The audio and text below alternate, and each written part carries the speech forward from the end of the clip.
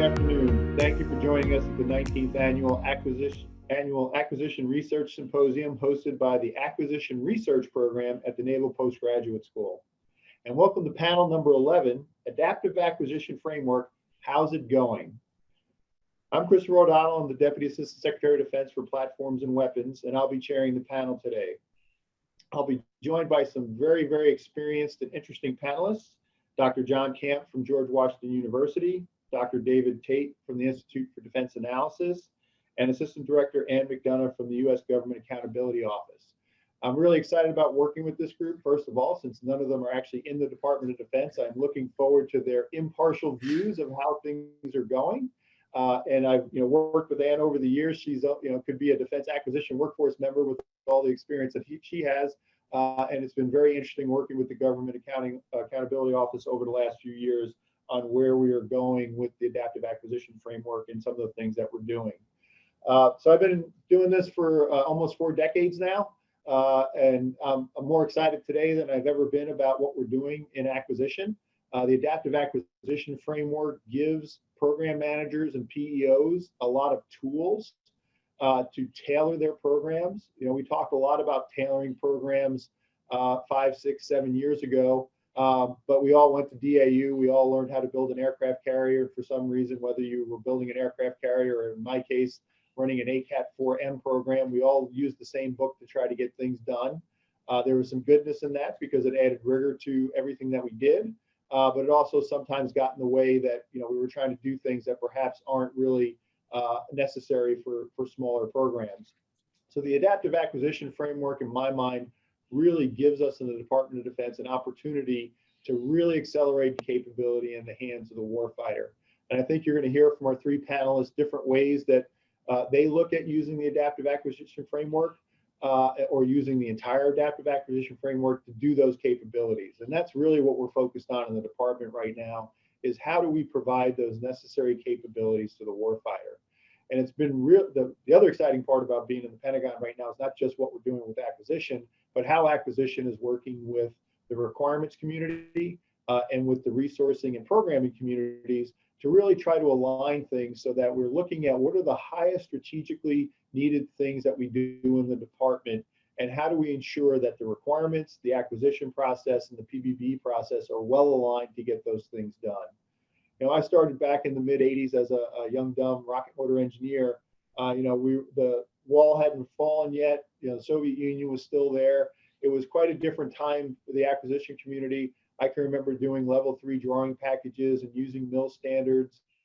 And then as the wall fell and we got into the first Bush years, the goal was, hey, do we need to be as rigorous as industry moves faster than the government? Let's move over to more of an industry-led efforts. And those paid out fairly well. First and second Desert Storm, and as we see again in the Ukraine right now, our technological edge really means a lot. And in the first and second Desert Storm, I don't think it was a big surprise to us, but we see what's going on with the Ukraine right now, where they're using some of our technologies to get a big advantage over what the Russians are doing. And then after 9/11, we sort of kind of went into a VEO spot where, hey, the wall had fallen. The Russians were headed towards not being a serious peer competitor, even though they still had nuclear weapons.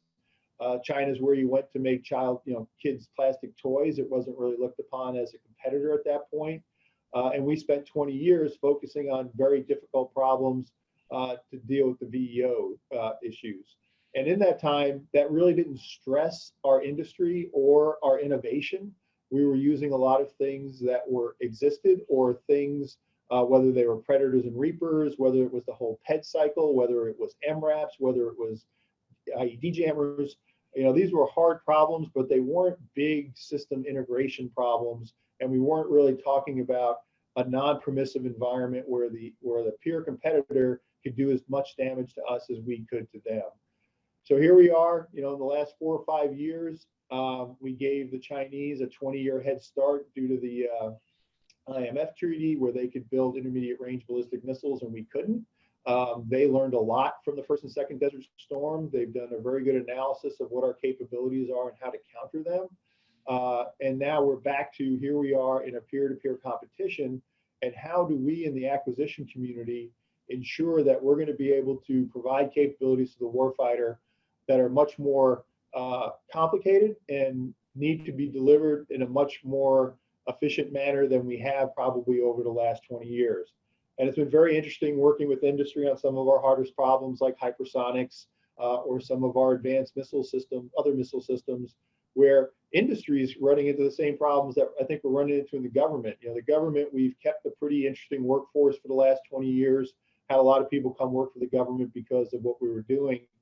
And industry was staffing up depending on what the government was telling them to do.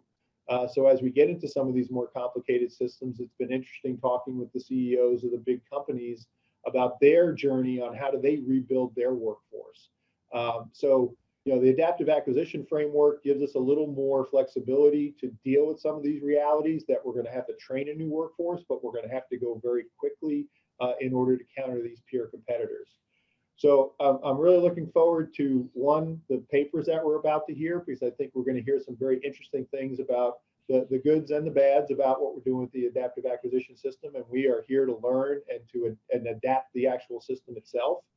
And then to most importantly, start to get the questions, because that's my favorite part of any of these sessions, is to hear the kind of questions that people have and to be able to understand and quite frankly, learn from our wide audience here today on what we're doing.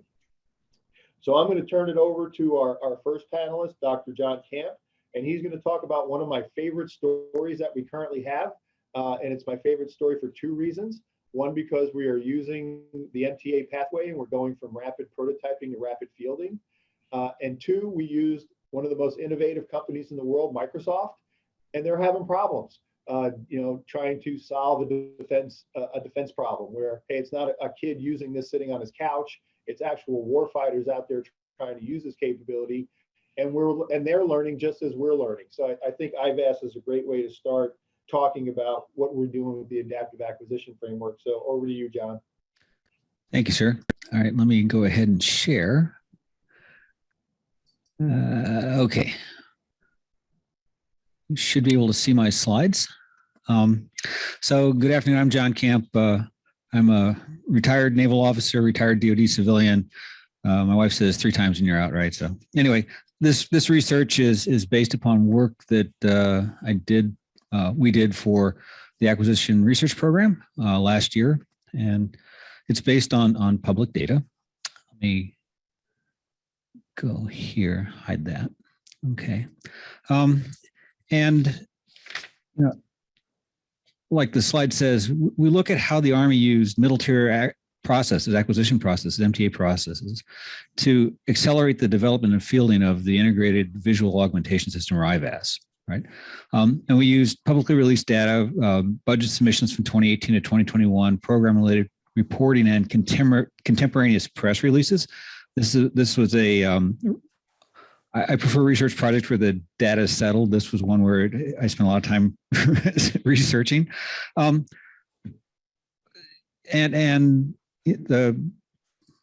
have on the bottom there, after decades of precursor developments, the Army adapted emerging commercial virtual reality goggles for field conditions and use. That's kind of a way to think about IVAS. It feels, when you look at it, it feels different than other programs and other middle-tier acquisitions. You know, you'll see MTA programs that are software dominant. You'll see big, bold hardware programs, and MTA IVAS is a little different, right? It is conceptually something that's designed to allow soldiers to train, rehearse, and fight with a common architecture and kit, right? And it's composed of existing commercial technologies and reflects a lot of, you know, prior work, and we'll go into what some of that is. What's interesting is the literature kind of in some way foreshadows this. Back in '92, the GAO said that you know, when they were talking about, you know, how program speed, right? And back in '92, the GAO said that programs could be slow relative to plans due to oversell or resulting performance bias, right? I thought, well, that's a pretty interesting thought. Van Atta back in 2016 talked about the need for urgency of need, senior leadership, and access to funding to make things go fast. And Dr. Tate, who's on the panel, identified some issues associated with shorter schedules, such as using proven systems or fielding systems with incremental developments or integration of existing systems as technology as approaches that can allow you to move fast. But you were hard pressed to see all these kind of come together, and that made it kind of interesting for me when I saw these come together. So a little bit of history now. So the slides from the Industry Day in 2018, you can actually see those still on sam.gov. And there's a couple of things that are kind of interesting. First, you talk about a long time. This is the history of modern history of night vision systems, right? Starting with PVS-5s in the 1970s through basically modern systems today. Right? You're talking order of magnitude 40 to 50 years worth of development. So this is not a new desire. The Army's had a long history of innovating to get a tactical advantage. They actually started night vision back, thinking about night vision at the end of World War II, and they continued trying to get that tactical advantage. They went into thermal imaging, and they looked at how to do rapid target acquisition, lethality kinds of things. They looked at how to improve situational awareness, with Net Warrior, and then they started doing some very innovative things with training soldiers, in close quarters combat and things like that, where they started working with digital rehearsal training and simulation systems where you'd have a synthetic training environment. And there was this moment where I would say, a colleague calls this the peanut butter and chocolate moment, where everything came together and voila, you have something really new that's possible. And that's one of the things I like about this particular project. All right. In parallel with what the Army was doing over that long period of time, the commercial market was moving too. Back in 2014, Microsoft bought the Oosthuut Design Group, which was at the time the leading virtual reality headset manufacturer. They basically bought out the intellectual property on that. If you remember the HoloLens, that was in some sense the foundation of IVAS, right? And in 2014, they also established the Azure cloud computing platform with some open standards. By 2018, Microsoft has sold about 50,000 headsets at about $3,500 a piece. So they had a small market established, but they were learning how to produce these, right? At the same time, right, there were commercial proxies in the market for the I'll say the essential components that were going to be needed for an IVAS type system, right? There was a development of night vision and imaging systems that were becoming good enough that they were available for outdoorsmen, hunters, and you have extraordinarily high quality cameras on your cell phones nowadays. Smartphones are another kind of device that drove the cost and performance of technology down, and VR headsets that they got good enough that they were actually no longer just a curiosity, but they were actually being used in a lot of gaming activities and being explored for other uses. And so the combination of the commercial proxies and the commercial markets developing and the Army soldier investments in night vision, synthetic training, Net Warrior, and heads-up display systems really started coming together into the IVAS program. So in the spirit of MTAs, there's some things that I want to specifically point out that were different this time, right? And I would tell you that the contracting strategy was intentional. They intentionally used another transaction authority, like Mr. O'Donnell said. He said, they went to an OTA. They structured it so that they would have early prototypes, and because of the way they structured the OTA, they were able to have a path to production, right, to OT prototype, right? And so they intentionally structured it so that if they were successful, they had a rapid path to production. They didn't have to go and reinvent the wheel from going from development into production. Okay, that was a mindful approach to a program. The second thing they did, which is actually much more difficult than it sounds, was they established frequent soldier touch points. Basically, these were rapid testing and innovation cycles, right? It did a couple things. One, it forced a lot of contractor innovation in order for the contractors to keep up, for Microsoft to keep up with the feedback they had to not do business as usual, right? They had to sit there and basically go to the field with the troops, and they had to basically figure out how to adapt pretty close to real time on the fly, and the Army had to figure out how to turn that pretty quickly too. In fact, 4 months after contract award, or after the award, right, DOT&E had their first look at one of these soldier touch points. That's pretty astonishing if you think about it. It's, as a PM, I tell you, that's 4 months after award, you're now having somebody independently look at you as, oh, you better be ready, kind of a thing. So they also put in some, I'll call them governance or control methods that were, I thought, also mindful and actually very pragmatic kind of approach. They decided early on a government-owned architecture. Well, they had a lot of background history in it, but that allowed them to, basically that helped to manage or govern the integration, right? And because they were able to use government-furnished equipment to basically pick up some of the hard issues that maybe Microsoft didn't have in their kit, right? And that allowed them to segment the technical risk in a practical way, right? And they were able to align payments with measurable progress events like soldier touch points and capability set deliveries. Those kinds of deliberate structural, implementations make a big difference when you're going to execute, right? So this is again from the 2018 industry day.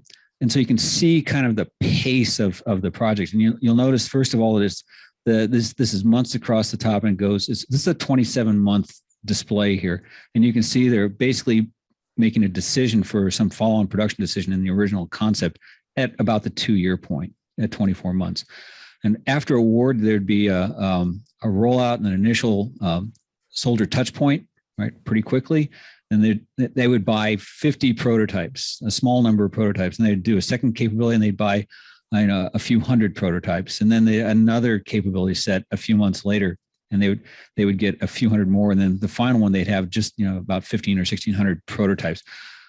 And so what they were doing as well, there's this highly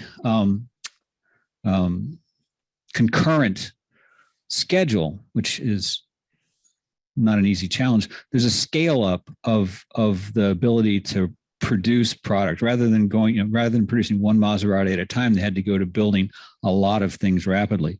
And there's some intelligent and efficient kind of starting points. They said earlier, this is where you're going to start, and this is kind of where we're looking at for deliverables, so that basically in one place a proposer could look at it and say, well, this makes sense to me. I know what you want, or at least I understand what you want.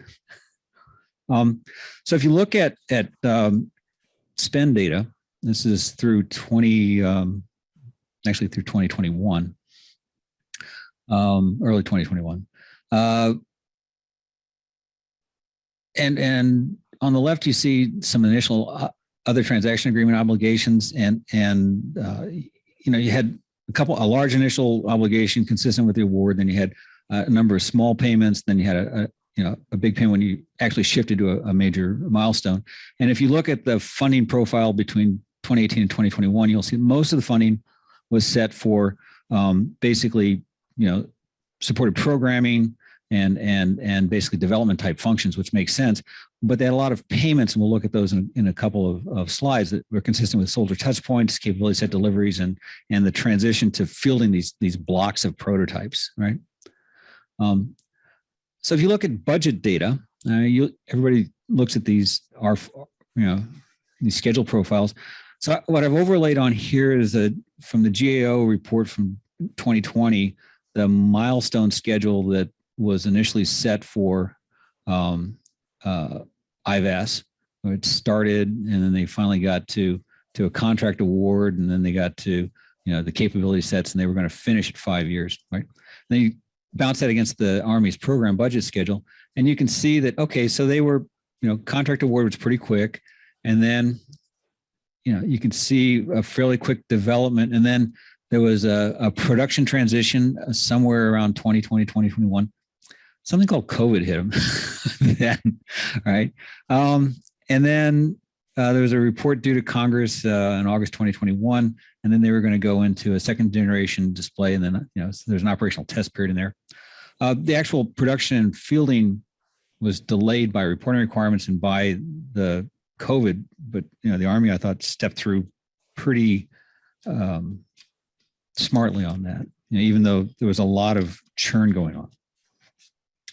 So we look a little more into detail on the financial stuff. Now, this is this bubble chart. It's basically years on the bottom, award dates on the bottom, and then total award value. Individual award value on the vertical axis. And I've got a portion of the schedule chart here in the middle, and you see product and service codes. And so I've got it. You can see what happened was there was a number of small.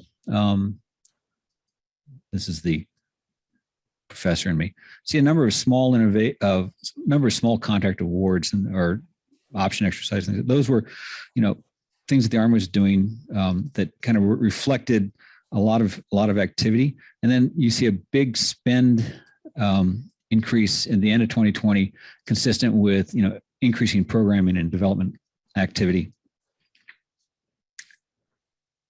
And if you cut it another way and you look at it by the way that the Army looked at the funding obligations, there was some initial activity here with initial actions. There was some pre-Microsoft funding before the contract award, and then you could see where they went to basically exercising options. So they structured the actions so that they could move quickly on their contracting, and they had supplemental agreements to work within scopes. They had some modifications. There was a lot of contract activity for a fairly straightforward development for a development project.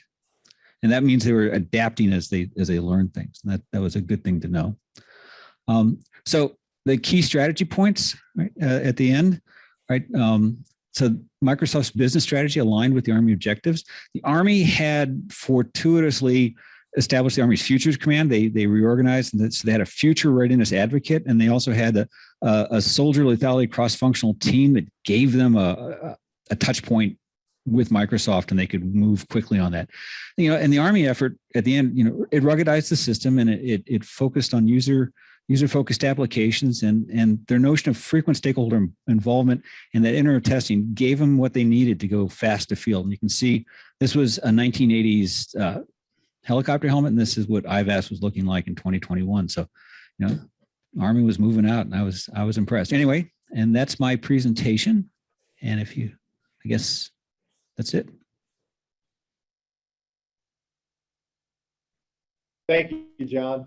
Again, I said that was one of my favorite programs, and the touch points were really interesting. I went down to Fort Pickett for some of the touch points, and it was really interesting watching 18, 19, 20-year-old Army infantry right alongside the Microsoft guys who had flown in their nitro brew coffee from Seattle so that they could work around the clock with these guys.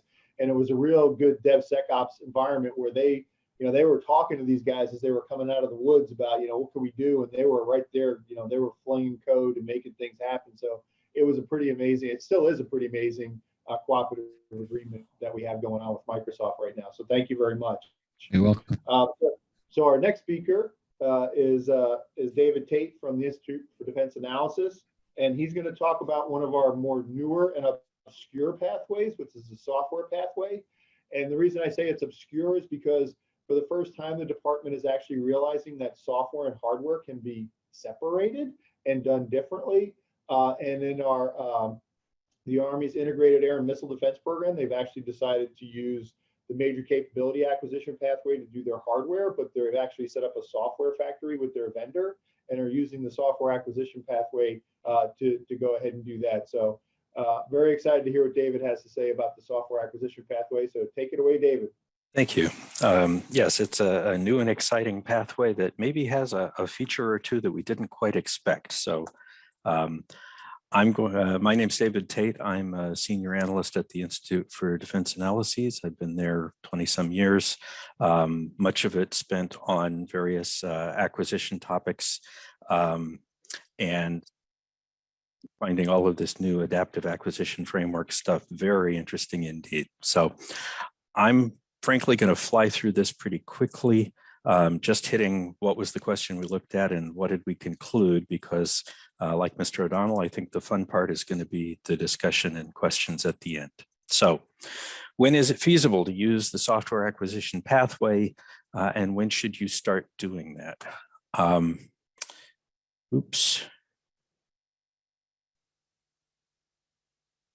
So 5000.87 defines a software acquisition pathway. It's part of the adaptive acquisition framework. And the intent is to enable rapid deployment and frequent ongoing upgrades to software intensive defense systems, not just all software projects, but as was mentioned, it can be just the software part of a larger system or platform.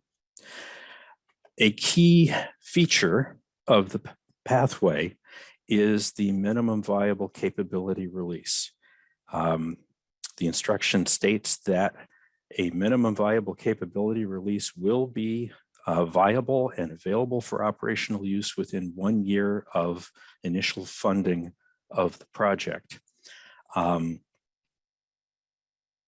If you read between the lines enough to figure out what does minimum mean and what does viable mean, you discover that what you really have is a fixed set of requirements, an old-fashioned waterfall development of the architectural features that are going to enable the system to be agile and frequently upgraded going forward, to comply with any standards, to be interoperable in the necessary ways.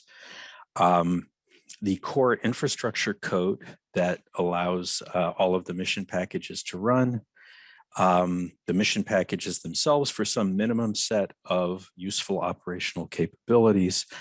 And then, of course, all of the test and evaluation, verification, and validation that you have to get through in order to really be ready to field, right? To be confident enough that you can drop this into actual operations and not do bad things. So if you look then at the timeline and make a bunch of really optimistic assumptions, right? Like assuming that all of the architecture and design decisions happened before you started funding, and that all of the requirements are perfectly understood for the minimum viable capability release and are set on the day you begin, and that you can get through independent operational test and evaluation in only 5 weeks, then what you're left with, oh, and by the way, that you can develop the core infrastructure code and the mission package code perfectly concurrently, right? That gives you 47 weeks to develop the actual functions of the MVCR, which immediately raises the question, well, what can you do in 47 weeks? How many equivalent source lines of code is that? We used existing software economics models, in particular Kokomo 2, to do that estimation. And because this is a fixed set of capability, these old waterfall-based estimation models actually do apply to just the MVCR pretty well. And what we found was that under a whole bunch of optimistic assumptions, you can maybe do 28,000 effective source lines of code each of infrastructure and of mission systems. Mission systems are going to be mostly new code, so you probably get about 28,000 lines of code. The infrastructure, you might be able to leverage commercial and software tools for generating code and so forth, up to about 200,000 lines of code. And just pictorially, the blue line is about what you would expect to do with nominal software. The red line is all the optimistic assumptions that we've been making about being really good and going as fast as you can, and having lots of structural features in the system that let you do that. So 28,000 ESLOC, how much capability is that? We went back and we looked at some surveys of past defense software developments to see how big they were. And what we found is that, yeah, there are lots of DoD software developments that are smaller than that and deliver a significant capability. So there are certainly DoD programs that can comfortably meet, well, I won't say comfortably, but that can deliver a real MVCR in less than a year. But there are also a whole lot of applications, including, frankly, most of the applications that we would think a software pathway was intended for, that are just too big. To pick an example, the AMF Jitters program was developing hardware for software-defined radio. And so it split cleanly into the software for the radio and the software for the waveforms that we're going to run on them. Meets our sort of optimistic criteria pretty well, but the software for the hardware was 2 million lines of code for the simplest form factor, right? That's not going to happen in a year. And so this is not a program that should have started on the software pathway if you take seriously the constraint of 1 year to viable MVCR. So it looks like this constraint, which frankly was probably not really carefully thought out by the people who drafted this guidance, is tightly binding. That the 1 year restriction may not sound very restrictive, but in practice, it prevents you from starting many programs on the software pathway that you might have wanted to start on the software pathway.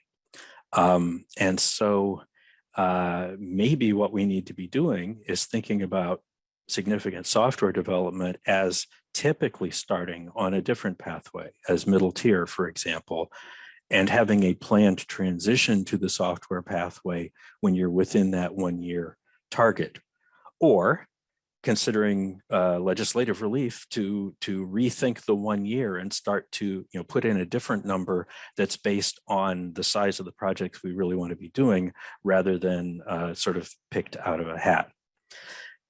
The thing we don't want to do is to take the 1 year seriously and start skimping on features in order to try to squeeze things into a year that don't really fit, right? And give up some safety or some cybersecurity or some suitability or that modular architecture that's going to make the agile development work so well later on, right? We don't want to do that. We don't want to pretend that the thing that we can get out in a year really was viable and damage the future of the program by doing that. So bottom line at the bottom, valid operational software within 1 year from start of funding might be significantly more binding than was envisioned by the drafters. And it creates perverse incentives that we might mess up our ability to do software as well as we want to do software. Decision makers need to be aware of this. Congress maybe needs to be made aware of this. And in the meantime, program managers need to be aware of how much software they're really buying into for the programs that they are trying to execute, and thinking about a phased transition to software pathway as opposed to starting on a software pathway as maybe the default mechanism forward. And I will leave it at that.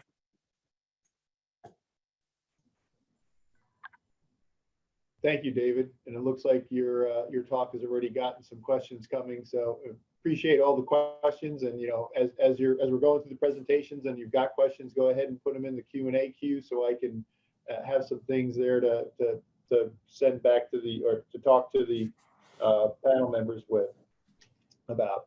So our next speaker, Ann McDonough from the GAO, is going to talk about, I think, a little bit broader about how well we're implementing, and really appreciate the GAO's, I would say, assistance in this area. The GAO does a great job of helping us as a mirror of how are we doing inside the department with things. And Ann's been a great partner and asking all kinds of great questions about, where are we on our journey, both with the AAF portfolio management, mission engineering, all kinds of things we're trying to do here in the department. So really appreciate Ann taking the time to be with us this afternoon. So over to you, Ann.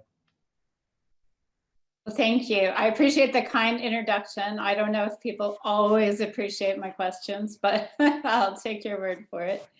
Let me go ahead and share.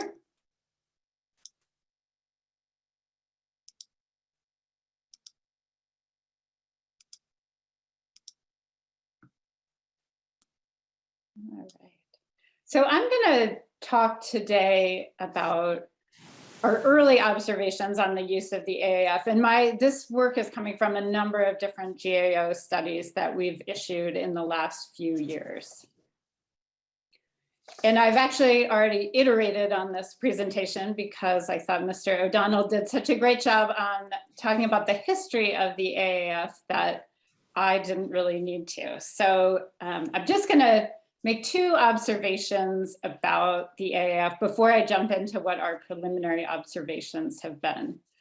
The first thing that I wanted to mention is the AAF is not just the pathways, and I know that's what I typically think of and what most of us probably think of when we think about the AAF, but there really are a number of principles that were built into kind of redesigning the basics of the defense acquisition system to go faster, that cut across all of the pathways. And there's 6 operating principles that you can see in the policy, but those include things like empowering program managers, simplifying acquisition policy, and employing tailored acquisition approaches. So those apply to all of the pathways, including the major capability pathway, which is where we still see most of DoD's largest weapons systems. And the other thing I just want to note is that, if you've read our recent reports, GAO has been positive about the launch of the AAF. We see real benefits in the flexibility that it offers to program managers and also the increased focus on cybersecurity and software development.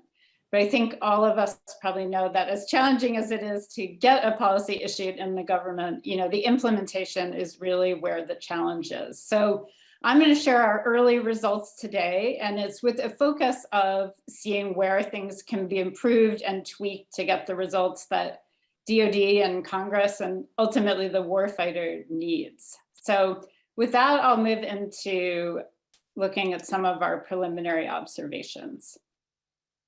So we've done 2 annual weapon systems assessments since the AAF was established. The first was issued last summer, and the second is going to be coming out in just a few weeks. And so for talking about MDAPS, I'm going to talk mostly about our most recent upcoming work, because that covers schedule from January 2021 to January 2022. So after the AAF had been in place for about a year. And what we saw this year when we looked is that MDAPs are continuing to report delays to planned initial operational capability at a pretty high rate. So when we asked about the 1-year delays, we reviewed 29 MDAPs that track an IOC date and haven't yet reached IOC. And 17 of those had a delay reported within the past year. And for a lot of those programs, that delay was in addition to delays that have been reported in previous years. So overall, I would say that the number reporting delays this year to IOC was very similar to what we've seen in the last couple of assessments. And similarly, the causes of the delays were fairly similar. There weren't, which might be a bit of a surprise, but there wasn't a lot of discussion of COVID as a reason for the delays. They were things like design issues, technical challenges, and supplier difficulties. So I know some of you might be thinking, well, hey, these were all implemented, these programs initiated before the AAF. And that is a very valid point. There's likely many causes at play beyond the AAF, but I think it's a helpful gauge to track to know whether the overall tide is turning. So this is something that we'll continue to monitor in our assessments going forward. And another pathway that we focus on in that annual weapon system assessment is the MTA pathway. And I know we've heard about that in our first presentation. So these are programs intended to deliver capabilities in 2 to 5 years. So it is kind of a centerpiece of delivering capabilities faster. And the interim policy came out just about 4 years ago. So it's a little bit early to judge the success of the pathway, but we are seeing some trends that are emerging. We focused at this point on the largest MTA programs, so those that are equivalent in cost to an MDAP. And some of the programs that we've reviewed do seem to be using the pathway to make progress toward delivering capabilities on an accelerated basis. And sometimes I get nervous to call out a positive example that something will happen tomorrow, but one of the programs that we've seen is the Army's Mobile Protected Firepower Program, which began in 2018. And within 3 years, they had done vehicle assessments and limited user testing, and they're on track to award a low rate initial production contract this fiscal year. But there have also been other programs that have experienced challenges, and we've seen things like delayed interim milestones and depleted schedule margins. So when we look at those, it looks like for some programs, some of the initial plans to accelerate those programs might have been overly optimistic. And there are some indications that those might not be isolated cases in the portfolio of the largest MTA programs. So one of the things, for example, that we're tracking over time is the work that's needed within the MTA timeframe to mature critical technologies. So you can see this slide is from our last annual assessment, but you can see for some MTA programs, there's a pretty significant effort remaining to mature technologies before a capability can be delivered, which is the goal of an MTA program. And we're also seeing programs tell us at an increasing rate that they're planning to transition to the major capability pathway at system development, which isn't a problem in and of itself, but programs' ability to actually go faster than MDAPs of the past is really contingent on whether those programs are using that time in the MTA rapid prototyping or rapid fielding pathway to get the knowledge they need to go fast once they hit the major capability pathway. So that's something, again, that we'll continue to track as we get more of those programs towards the 5-year mark. And I know my fellow panelists just talked about the software pathway, and that both the software pathway and the overall speed of software development in other pathways is really important to achieving the department's goal of going fast. And the software pathway definitely does play a critical role in implementing approaches in the department, both for programs using that pathway and also as a model of how software development can be done. And we did some recent work where we looked at the software pathway policy and found that it did incorporate a number of key principles that align with industry standards for iterative development. But when we look at the weapon programs that we review, most of those are using other pathways. So it's important there to also get a gauge of how things are going on software development, because it's not just the programs in the software pathway that are developing software, it's all of these other programs as well in other pathways. And we do continue to see some challenges for software development for the largest MDAPs and MTA programs. I think the good news is that we see that the majority of these programs are reporting that they're using modern software development approaches, such as Agile. So definitely the message is out there about the importance. But the not so good news is that we, for several years, have seen that the practices that they're reporting, so the actual way that they're developing the software, doesn't always align with modern software development approaches. And delivery time is just one measure, but as the chart here shows, the progress in delivering software to the user to get feedback, what Agile encourages on a very frequent basis, we're seeing that programs are still much slower than that. And that has been fairly consistent over the last few years. And I'm pretty sure nobody would argue that transforming software development at DoD is an easy task, but the software modernization strategy that just came out set the ambitious goal of moving from delivering software on every couple of years to minutes. So that's, I think, an important measure to keep tracking as to whether the AAF is achieving its goals. So I want to switch gears for a minute from reporting on what we've seen on the programs to just talk for a second about where we see opportunities for refining DoD's acquisition policies to deliver capability faster.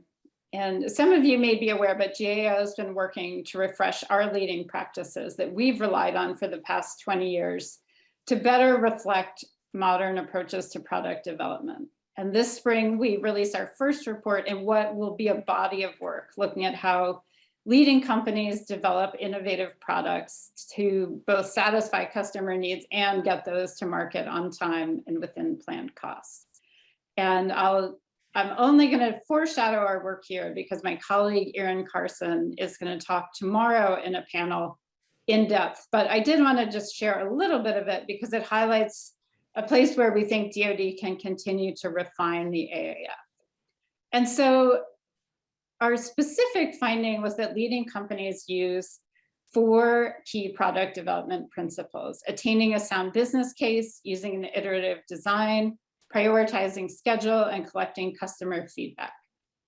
And our report goes into more detail about those principles and how companies operationalize them. But I think the key point here is that we, as part of our work, compared DoD's new acquisition policies to these principles and found that the policies at this point are only partially implementing them. So for example, certain of these practices are included in the software acquisition pathway, but might not be included in some of the other pathway policies. So we recommended here that DoD update its acquisition policies, and DoD concurred with that recommendation. And I will, if you're interested in hearing more, I would definitely encourage you to go tomorrow to the panel on modernizing and assessing acquisition business processes and hear what Erin has to say. So I'll close out here by talking about oversight. So how are Congress and DoD leadership going to know if the AAF is actually achieving the goal of delivering capability more quickly?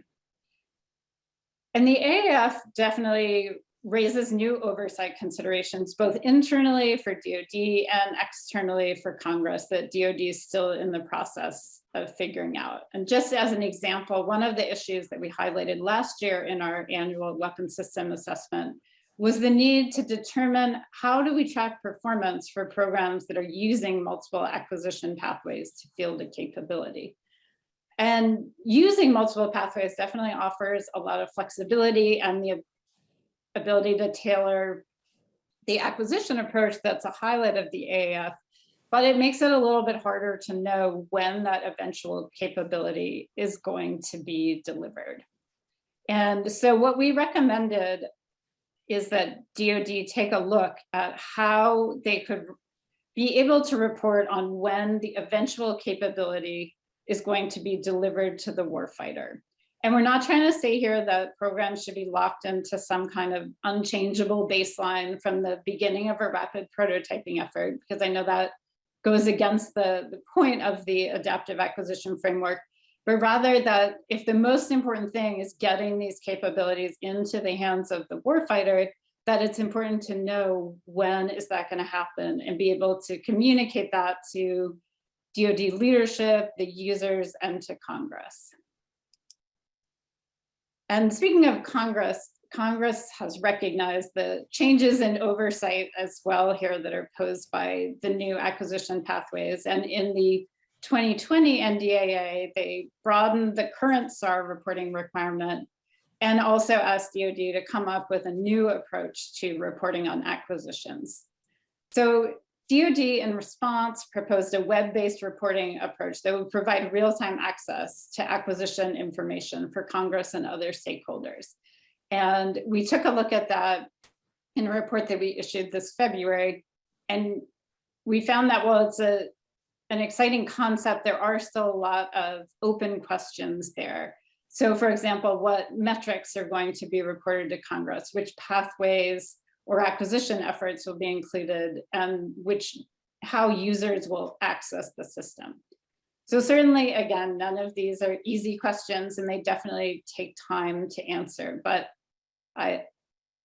the AAF, programs that are critical capabilities that are needed have been using the AAF for about 2 years now. So figuring out how we can report on that and provide insight to DoD leadership and Congress is an important priority.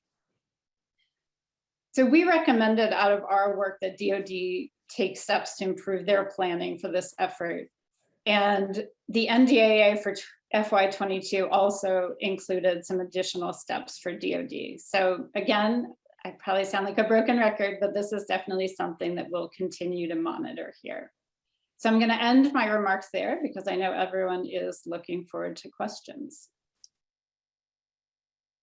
Thank you, Ann. So I can tell you that Dr. LaPlante as the new undersecretary and Ms. Skeen as the acting ASDA have many of the same questions you do. And we are currently being asked to come up with metrics for how we can tell how each one of the pathways has or has not done a good job in providing capabilities to the warfighter. So look forward to working with you on refining those metrics. And, we are on a journey about transparency through data. And now with our new CDAO, hopefully we'll be able to accelerate a little bit on what we're doing with our advanced analytics program and how we do that. So really appreciate the input there. So we've got about 25 minutes or so. So I'd like to go to the questions. I've been taking a look at them as we've gone along. I'm going to bounce between the three speakers, but Ann, I'm going to stay with you. Where did it? Okay. The question from Adam Pollock on, given the GA observations, how do we incentivize PMs to use the alternative pathways beyond MCA, even if it's only for a portion of a portfolio or program? So very interested to hear your take on that. Yeah, I think that's a great question. And it's something that, I know from the work that I've done that the department is really focused on, DAU has been focused on, is how do we make it a safe place to experiment? Because, as I mentioned, many of these are badly needed capabilities. So it's not something that maybe it's a comfortable environment to test out. But I think having that culture change and emphasizing new ways of doing business, sharing success stories is really important. And, I know we haven't looked at the acquisition workforce specifically in the context of the AAF, but I do think that there's a lot of learning and education that can go on for the acquisition workforce, because this really is a huge shift from do the thing that's written down in the paper and you won't get in trouble to moving towards, here's a lot of different options and how can you tailor those? So I think that it will be a process, as a journey as you've described, but really focusing on that senior leadership support and the education and sharing. I won't even just say success stories, because I think sharing both success stories and places where people had to readjust and iterate is important too, so that it's clear that that's an okay approach to take, and that might get us the best results in the end. David or John, any feedback on that question? Yes. So I agree with Ann. I'd also say that you need, I'm reminded many years ago when I was a PM and a colleague had a Nunn-McCurdy breach, and every time I saw him, he was coming out of a corner where three admirals had him in the corner, were just, intellectually beating the daylights out of him, right, so to speak, helping him. And he said, John, you ought to come and relieve me on this program. And I said, Dave, I watch the beatings you take. I'm not big enough to take those beatings. So I would tell you that the two things, in addition to trust and having senior leadership, you got to tell people with MTAs or agile programs, it's okay to fail. But if you're going to fail fast, right? And learn from that, move on. And don't if it's not working, kill it fast and move on, And I would also tell you that you need to give incentives to the PMs so that, they recognize that their life's not over if their project goes up in flames, or down in flames. I would follow John's comment there by saying, yeah, the problem is not so much getting people to use the alternate pathways. It's to get them to not see them as a don't have to do my homework pathway, but rather as a tailored approach to things that should be easier or faster already, and getting all the big machinery out of the way so you can be fast. There is a danger always of these perverse incentives that if something looks like it has less oversight, then people are going to try to do inappropriate things on it. And so I think the fail fast mantra is the very important one here, right? That what we need to be doing is learning very quickly whether the pathway is viable. And if it's not, no fault, move it to somewhere where it can be successful and go on. That's a culture change that's hard to do. Over. I agree. I think there's hope though, because I had a Air Force lieutenant about a year ago come up to me at a conference and say, Mr. O'Donnell, I love what you've done with these active acquisition pathways. I love MTAs. It's the best thing I've ever seen in my career. And I'm like, you're a lieutenant. That's good. Keep that going all the way through your career, that you keep that enthusiasm to use the pathway. So I think there's hope, especially with our younger adopters. So David, I'm going to go back up to the first question, and this is interesting from my perspective, because when you were talking about SLOC, has your research identified who in commercial software industry still uses eSLOC to measure software size? And I think that's a really important question. We have to change our whole paradigm on how we think about software, I think. So it's an interesting question. Thanks, Pete. Commercial software industry mostly doesn't care about size. Right? They care about business cases and profitability, and size is not really important to that calculation for them, right? It's only used here. I could have used function points, right? There are really only three ways to measure amount of software, right? There's SLOC and there's function point type stuff, and there's level of effort, right? This many developers for this many months. And like Churchill said about democracy, SLOC is the worst except for all the others. It's measuring productivity of software stalled out 20 years ago, and very little progress has been made on that since then. But you have to have some way of being able to estimate how much effort you're signing up for. And for the special case of the MVCR, where it really is a fixed set of requirements that you can write down, and if you do less than that, it's not viable, and if you do more than that, it's not minimum, then this is the one point where those old software effort models still seem to apply pretty directly, and so that's what we did. But no, I don't think that eSLOC are very widely used, and frankly, the level of effort model is exactly what you want for after the MVCR is dropped and you go agile.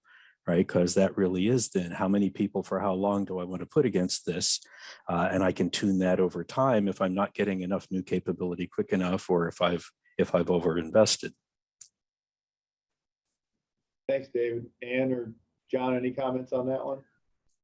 Yeah, I agree with David. I like story points or function points. One of the things that's nice about them is that when you're negotiating to figure out, all right, what am I going to get in this drop? It gives you a clear set of, hey, here's, you've got a negotiating point to go with, and you can spread the risk out for the delivery and get something that is useful, that's at least satisfying if it's not exactly what you want.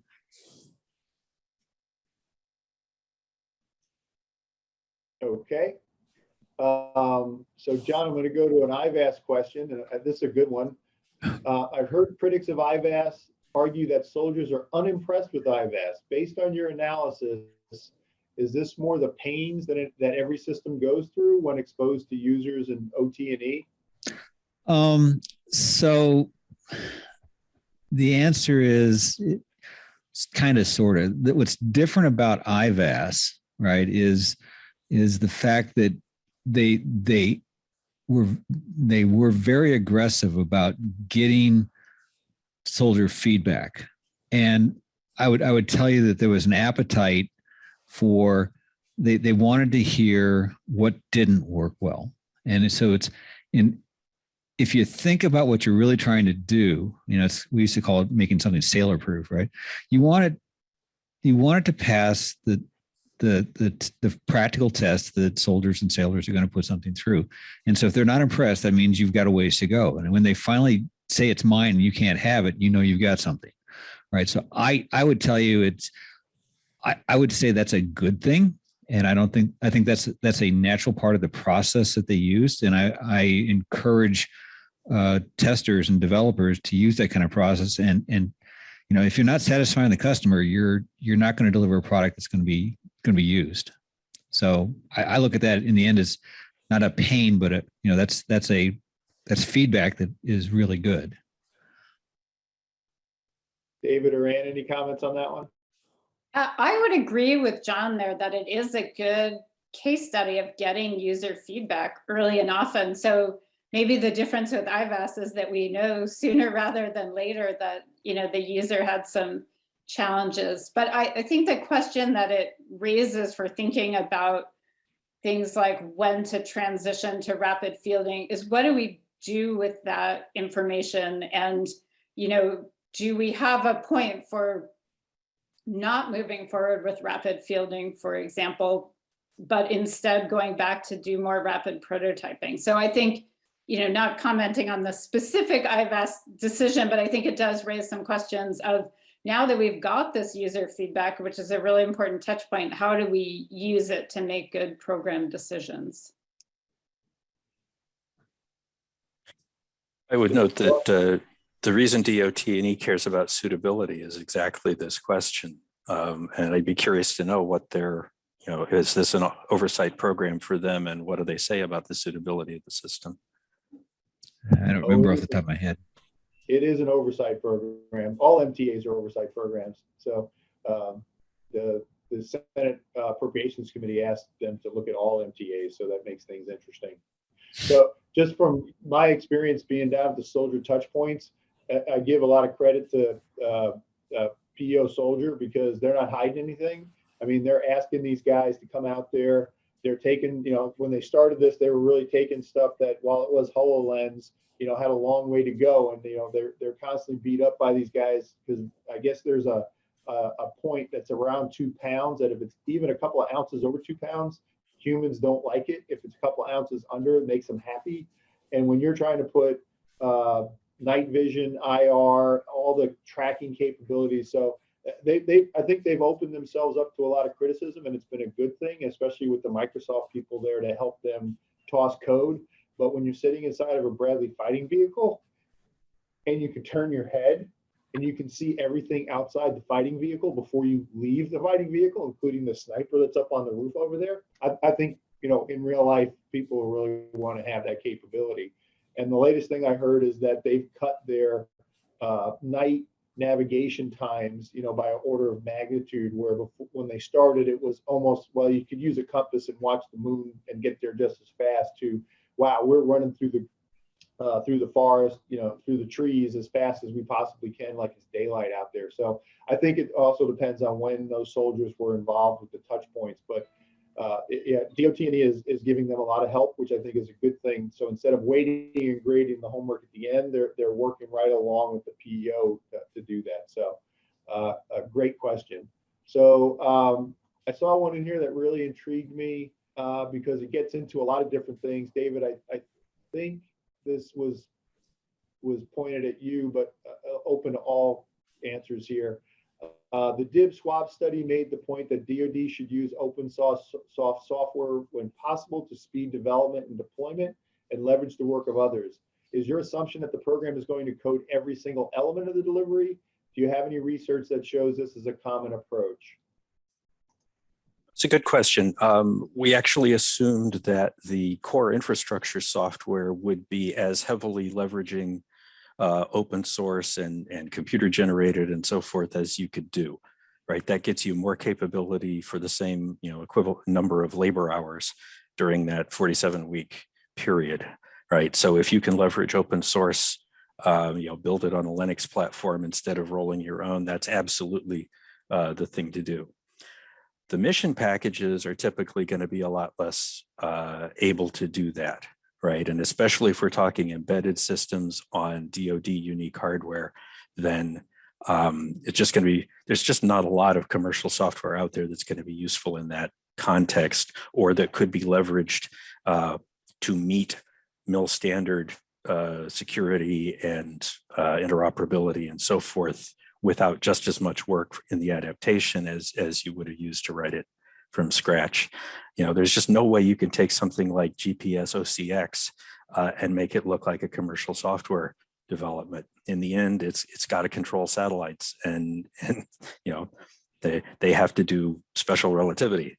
It is what it is. The mission requirements are, well, the big difference in the commercial world is that you get to choose which problem to attack and go after the one where you have a business case and can make a profit. DoD doesn't get to choose its missions, right? And that drives what's hard about a lot of our software. Over. Ann or John? Great answer. Yeah, I mean, we are being challenged to try to use as much commercial as possible. You know, we work very closely with the folks at the Defense Innovation Unit to look at what is it that we can harness from industry. And, you know, I grew up designing rocket motors, and if you told me 10 years ago that private industry, you know, would be outstripping the big guys in space, you know, whether it's launches or satellites, I would have laughed. But, you know, it's pretty impressive what we're doing right now with commercial satellites for the LEO. So I think there's a lot to be learned and a lot of leveraging to be done there. And I want to emphasize, I think there are a lot of things that can be done with this, that, you know, you can use commercial software radio for many defense relevant applications, that you can use, you know, existing open source stuff and software development environments. And especially now that they're talking about expanding the software pathway to also be able to do defense business systems, there's a ton of back office things where you can take advantage of this, right? So it's not that there's nothing you can do, it's that there are many things you can't do, and it's really useful to try to know where the line is between them. Yeah, and I wasn't just talking about software, it's just writ large, you know, how do we incorporate commercial products? And then, you know, you look at the Chinese and their military civilian fusion, and how do we do more of that? Yeah. So, yeah, dual use is a strange concept these days. Yep. So, Ann, I'm going to shoot this one at you. Will the services be required to justify why the adaptive acquisition framework is not viable? And also, if incorporation of software factories and Kubernetes may not be pursued to update the software practice? So I'd probably start with Ann and then go over to Dave.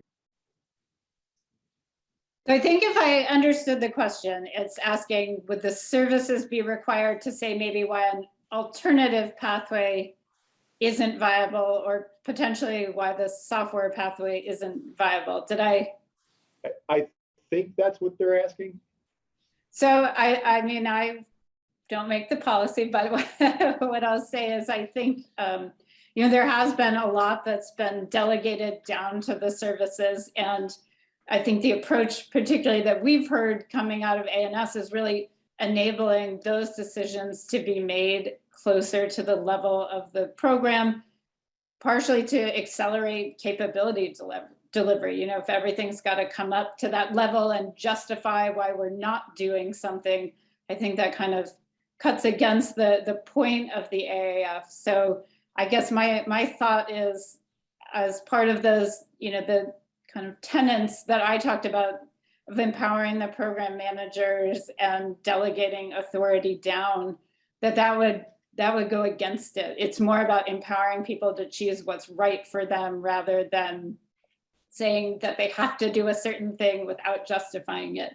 That almost gets into, you know, the tailoring of old, and what we would always hear is, it's more trouble to tailor, I might as well just do the document. So I think that would be my thought, is for the AAF to succeed, it would be more about choosing what is right. David, any comments on the software factory? I know we're trying to make that work in some of the programs. I think the challenges there are not technical. I think it's contracting and how do we figure out how to embed government independent test into rapid software processes. Those are the things I worry about there. And from my perspective, and it's more how do we get the services to think about not using some of the more innovative pathways where perhaps they're not as suitable for some large programs. So we've got some very interesting experiments going on right now on large programs where we're trying to use the MTA pathway. And like you said, we started in 2018 with a 5-year clock, and it's going to be interesting to see how this comes out next year. So John, here's something we haven't talked much about, and all PMs will complain about contracting. So the question was, how did contracting work on IVAS, and what types of contracts were used?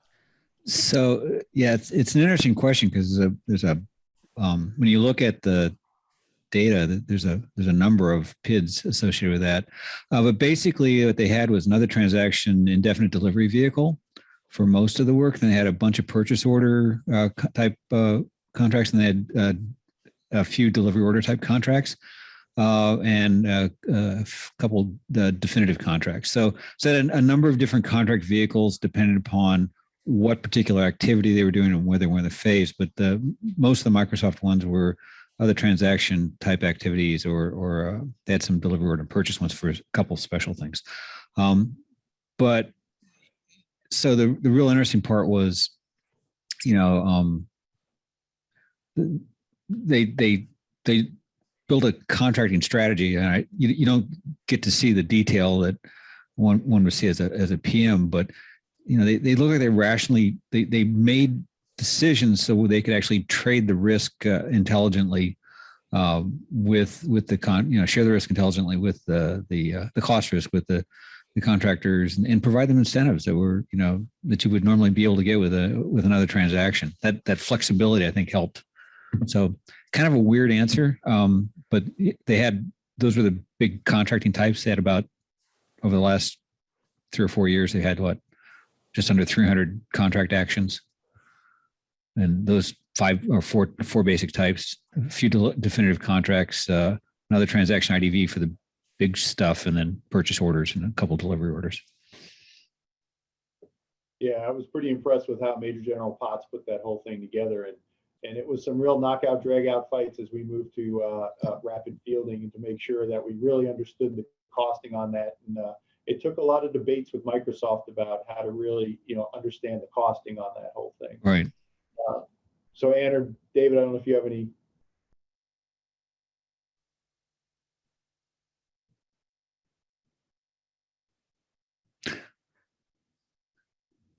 From the PM point of view, I'd tell you that when I teach program and project management, I tell the students, I said, there's a couple people you want to make sure that you have a great relationship. Contracting officer, you make sure you understand how you're contracting, your general counsel, your legal, and your security. I said, and your business and financial person. If you got those people working right, you can, you can almost handle any problem.